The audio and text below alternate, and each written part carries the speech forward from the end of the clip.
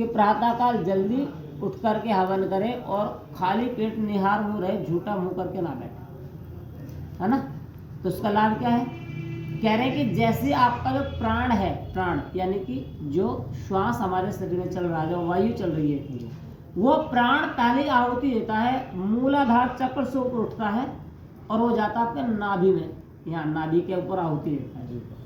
और जब नाभि पे आहुति देता है तो नाभि की आहुति जो है वो ऊपर वाले को आहुति देती है, अपने से ऊपर वाले को, अर्थात हृदय को आहुति देती है, हृदय। और हृदय पे जो आहुति आपकी लगती है वो हृदय से आपका एक और कनेक्टिविटी जुड़ती है, उसको बोलते हैं भाव, है ना।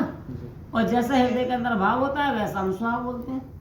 और जैसे हम सुहा बोलते हैं तो हृदय की जो आहुति है, जो प्राण की हृदय की आहुति थी, अब वो आ गई आपके कंठ के, यहाँ आहुति हुई। और जो वहाँ आहुति हुई तो वहाँ से जो बाहर से आपको शब्द सुनाई दिया वो था स्वाहा।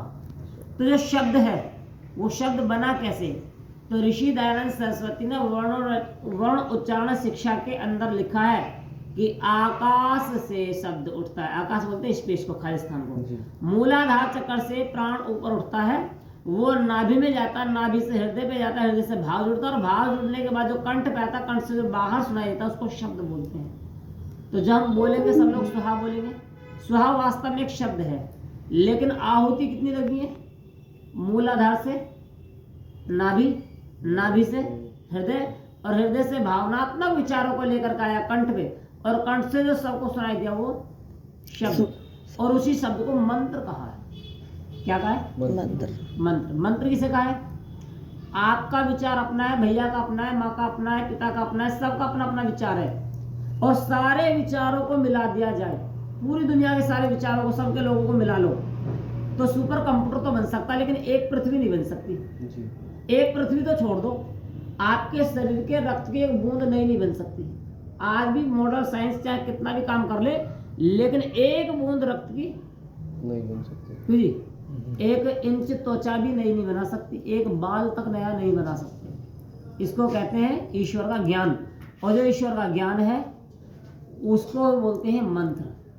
क्या बोलते हैं, मंत्र का मतलब ईश्वर का।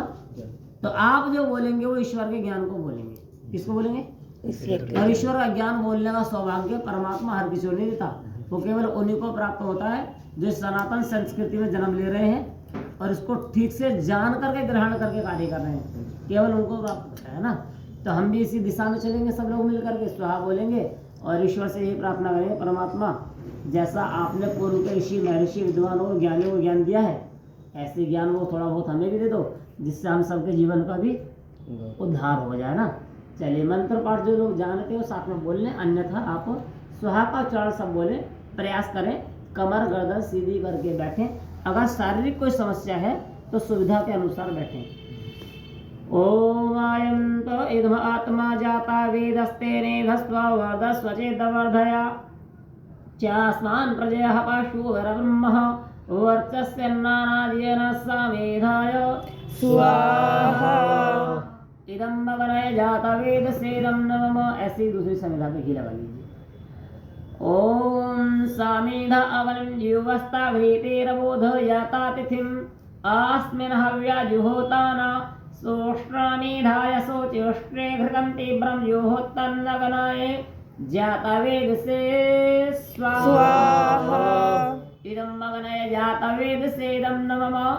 ओम तं तो समिदधीरिंगीरो भृत्तेन वर्धयामसि बृहच्चोचा यभिष्ठाय स्वाहा इदं मगनय अंगीरसे इदं नमः।